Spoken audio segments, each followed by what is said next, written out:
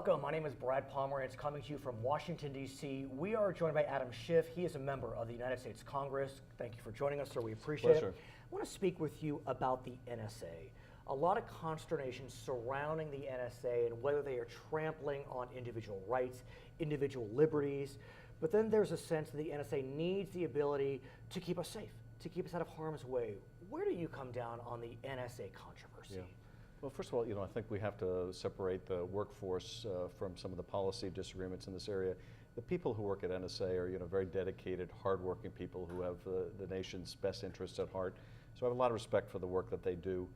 In terms of some of the programs, like the telephone metadata program that is the subject of most controversy, I've been advocating for quite some time that that program be restructured, that we stop the bulk collection of this telephony metadata. I think there's a better way that's more protective of people's privacy. And metadata is the tracking of patterns? Is that what metadata is? Well, the metadata, this is a very important question because there's a lot of confusion about what we're talking about precisely.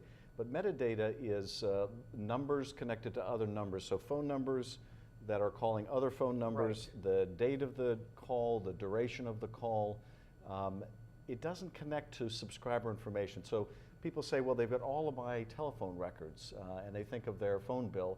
But the reality is, the NSA may or may not have a lot of those phone records, but they're not connected to the people whose phone numbers are in the database. And so do you have a problem with that collection, simply the numbers and what number's calling which number and for how long? I do, not because that data is being mined, to try to figure out what you're doing on Saturday night or who right. you're calling, but rather because I think the potential for abuse in a subsequent administration is something that we need to guard against. I also think that it's unnecessary, and people have a certain expectation of privacy that the people they call, the numbers they call, will be kept private unless they're involved in some kind of a criminal act. I guess what I'm trying to figure out is, I know under your proposed bill, the Telephone Metadata Reform Act, that you would look to scale that back unless a seed is found to allow further investigation. But if the government can't even track trends, how do they find the seeds?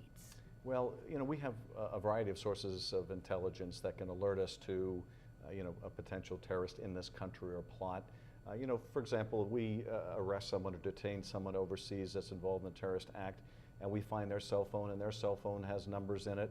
We want to know, are those numbers connected to people working in cells in the United States?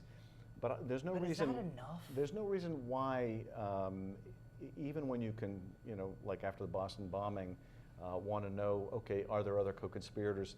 There's no reason why we can't get that information from the telephone companies on a need basis. In other words, we know this number may be connected to a plot. Then we go to the phone company, much like we do in a criminal investigation. Let's say, for example, pre-9/11. We know that someone was in San Diego, we know someone was in Florida. They weren't overseas.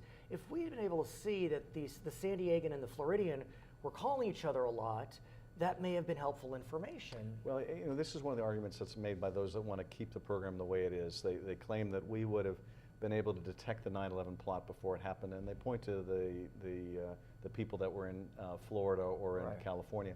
The reality is, though, we knew they were in the United States. That was already known. The value of the metadata program is knowing, when people are in the United States and who they're in touch with. The problem is that we didn't act on that information. So yes, you could say that if we had the metadata program, it might have made a difference in preventing 9/11. But by the same token, if we had made use of the information we already had, that might have made a difference in preventing 9/11. When we come back, I want to continue this conversation. Also talk about NASA. For our viewers on HLN, we're speaking with Adam Schiff. We thank him for joining us. For our other viewers, we'll be right back.